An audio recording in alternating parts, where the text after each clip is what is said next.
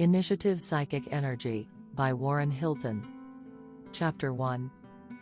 Mental Second Wind, Part 2. Here is what a certain lawyer says of his early struggles. When I was 23 years old, married and with a family to support, I entered the law course of a great university.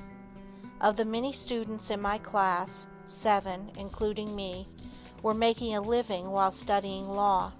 By special arrangement, I was relieved from attendance at lectures and simply required to pass examinations on the various subjects, and was thus enabled to retain my place as principal of a large public school.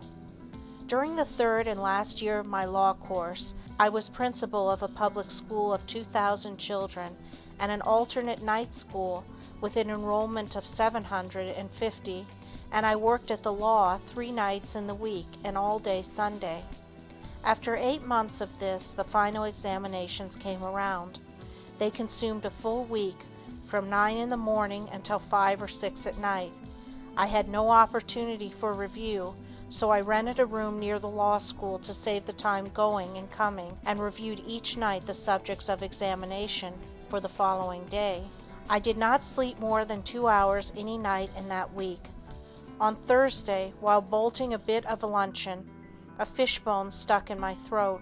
Fearful of losing the result of my year's effort, I returned to my work, suffering much pain, and kept at it until Saturday night, when the examinations were concluded. The next day, the surgeon who removed the fishbone said there was no reason why I should have not had a bad case of gangrene. When I look back on that year's work, I don't see how I stood it. I don't see how I kept myself at it, day in, day out, month after month, without rest, recreation, or relief. I am sure I could never go through it again, even if I had the courage to undertake it.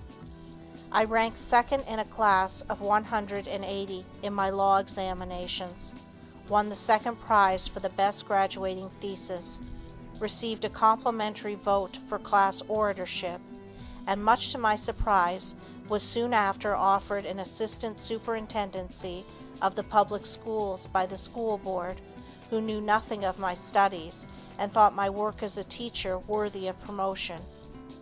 It was not only the hardest year's work, but the best year's work I ever did. It exemplifies my invariable experience that the more we want to do, the more we can do, and the better we can do it.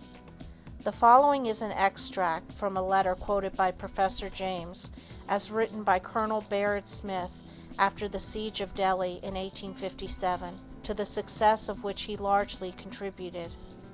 My poor wife had some reason to think that war and disease, between them, had left very little of a husband to take under nursing when she got him again.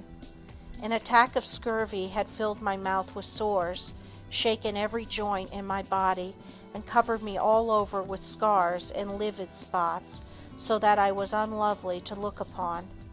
A smart knock on the ankle joint from the splinter of a shell that burst in my face, in itself a mere bagatelle of a wound, had been of necessity neglected under the pressing and insistent calls upon me, and had grown worse and worse until the whole foot below the ankle became a black mass and seemed to threaten mortification.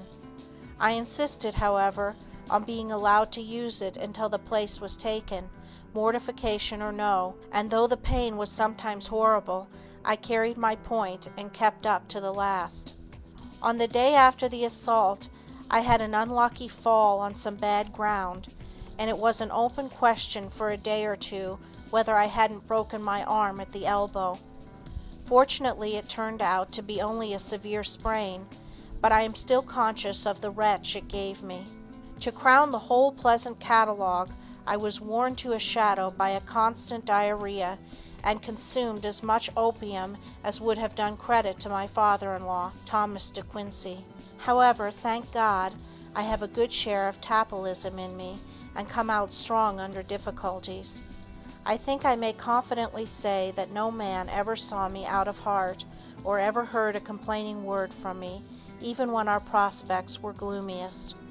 We were sadly crippled by cholera, and it was almost appalling to me to find out Of 25 officers, I could only muster 15 for the operations of the attack.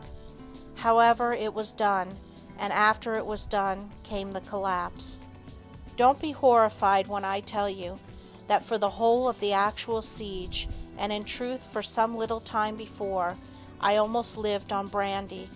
Appetite for food I had none, and I forced myself to eat just sufficient to sustain life, and I had an incessant craving for brandy as the strongest stimulant I could get.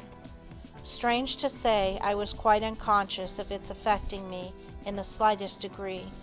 The excitement of the work was so great that no lesser one seemed to have any chance against it, and I certainly never found my intellect clearer or my nerves stronger in my life. Such is the profound resourcefulness and enduring power of the human mind. Thank you for watching. Don't forget to subscribe, share and like the video. Let me know in the comments if you liked it. See you on the next video.